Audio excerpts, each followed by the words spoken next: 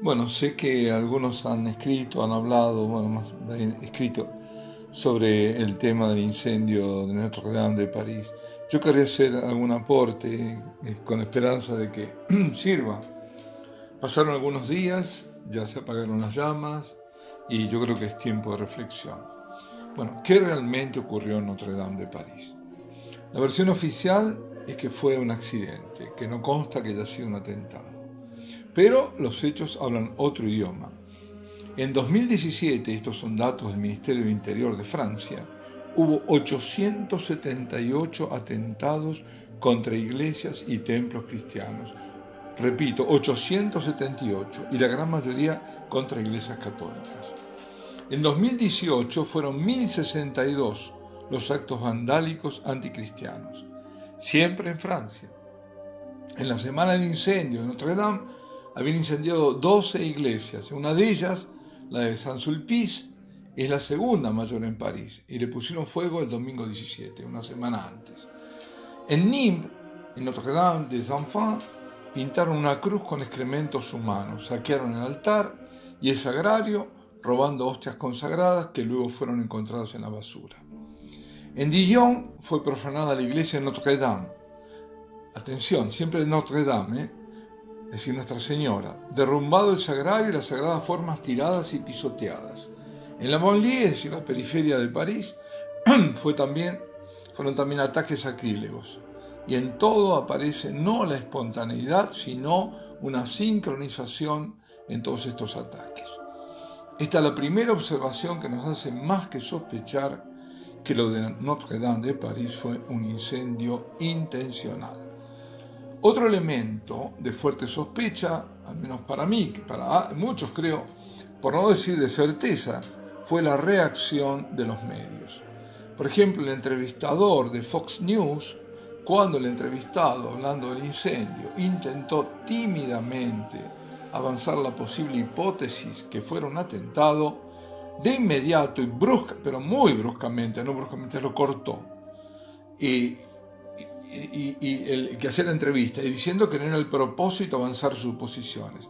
Fue tan tajante, hay un vídeo sobre esto, vale la pena escucharlo y verlo, está en inglés, que hace pensar que tenía órdenes estrictas de decir que todo había sido accidental.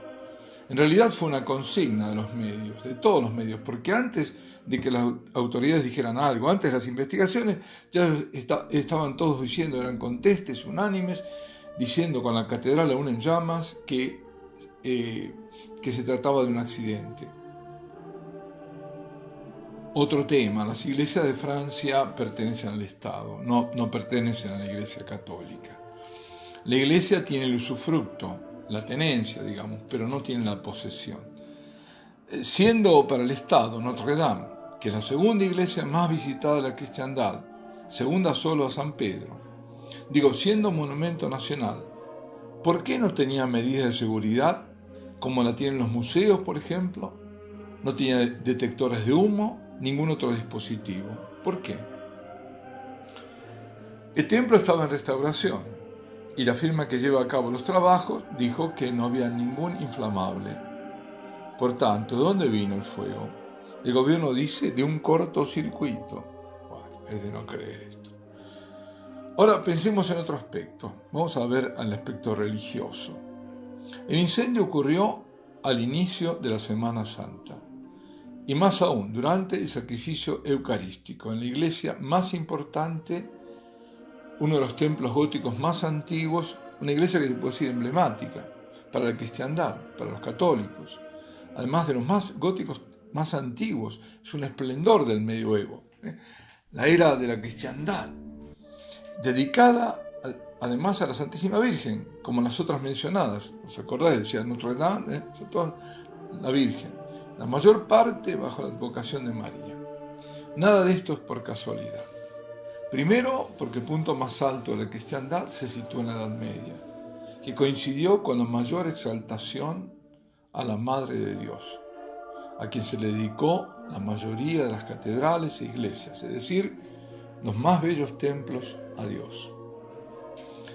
Francia, la hija mayor o primogénita de la iglesia, fue en esto la que más descolló. Las catedrales góticas son monumentos erigidos a Dios en los que la piedra, signo de la firmeza, de la solidez de la fe, por obra de la gracia sobrenatural que inspiró aquellas obras, pudo elevarse, contradiciendo su propia naturaleza, elevarse al cielo.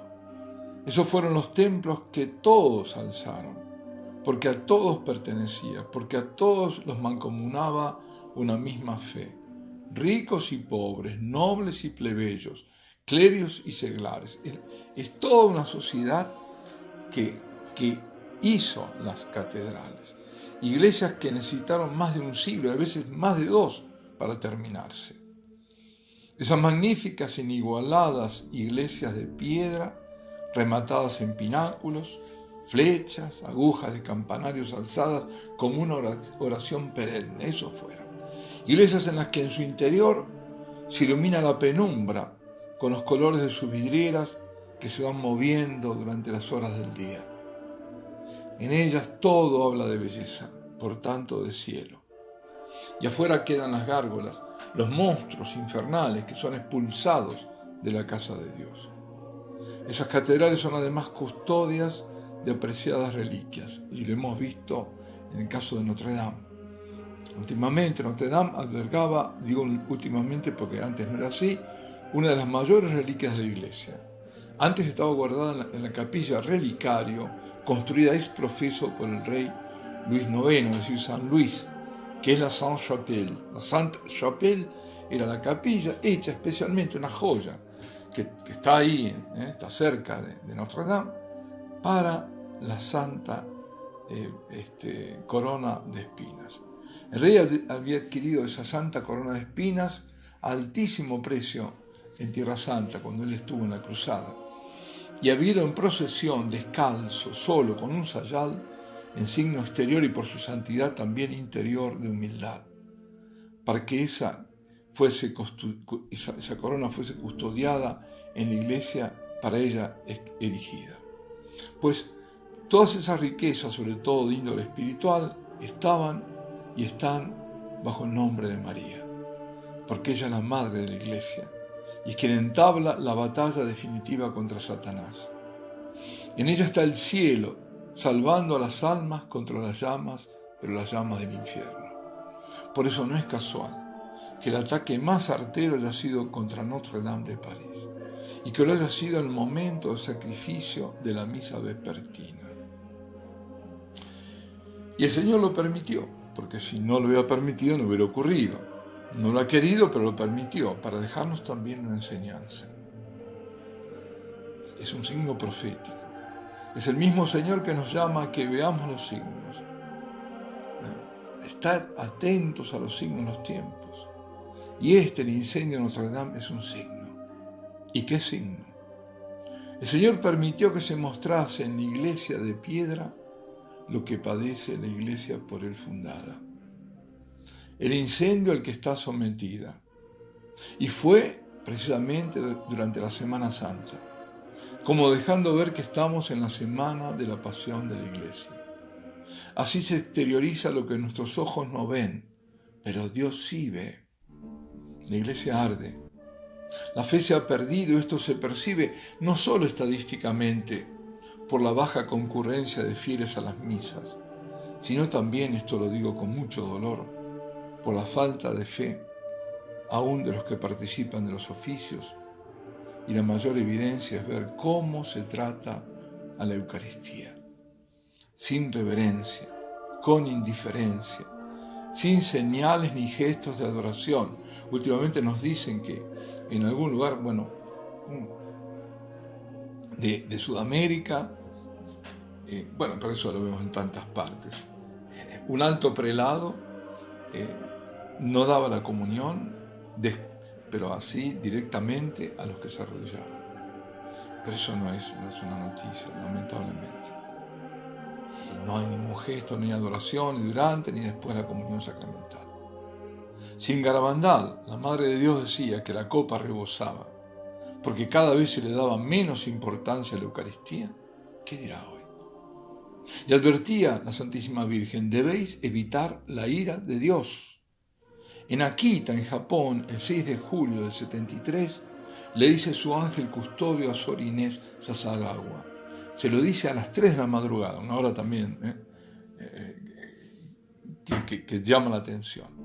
Le dice: el mundo hoy hiere al sacratísimo corazón de nuestro Señor con sus ingratitudes y ultrajes. Y al mes siguiente es la Virgen quien se le aparece a la vidente japonesa para decirle: muchos son los que afligen al Señor. Deseo almas que consuelen para aplacar la ira del Padre de los cielos. Almas que hagan reparación a través de sus sufrimientos y su pobreza por los pecadores e ingratos. Más de medio siglo antes, el ángel en Fátima le pedía lo mismo a los 3 niños. Todos debemos reparar y restaurar a la iglesia. La iglesia de Cristo arde. El 13 de octubre del 73, que es el último mensaje de Akita, justamente el día del último mensaje en Fátima, 13 de octubre, dice la Virgen: si los hombres no se arrepienten y convierten, vendrá un gran castigo, mayor que el diluvio. Las únicas armas serán el rosario y el signo dejado por mi Hijo. La obra del demonio se infiltrará hasta dentro de la iglesia, y se verá a cardenales contra cardenales, obispos contra obispos. Los sacerdotes que me veneren serán menospreciados y atacados por sus hermanos. Y atención lo que dice aquí: iglesias y altares serán saqueados. Este es el indicio de que estos tiempos profetizados están ya aquí. Y sigue diciendo: la iglesia estará llena de aquellos que acepten compromisos con el mundo. Queridos hermanos, la mundanización de la iglesia. No la iglesia elevando al mundo, llevándolo a Cristo, para que el mundo sea redimido y se salve, sino la iglesia haciendo lo que quiere el mundo. Guay con hablar de pecado, de castigo, de juicio, de necesidad urgente de conversión, de salvación. No, de eso no hay que hablar. Se ha cambiado los fieles por el público, y al público hay que contentarlo, decirle lo que le gusta oír, no espantarlo. Ahora somos todos mejores que Dios, más misericordiosos que Él. Eso es cosa del Antiguo Testamento, dicen. No han leído el Nuevo Testamento.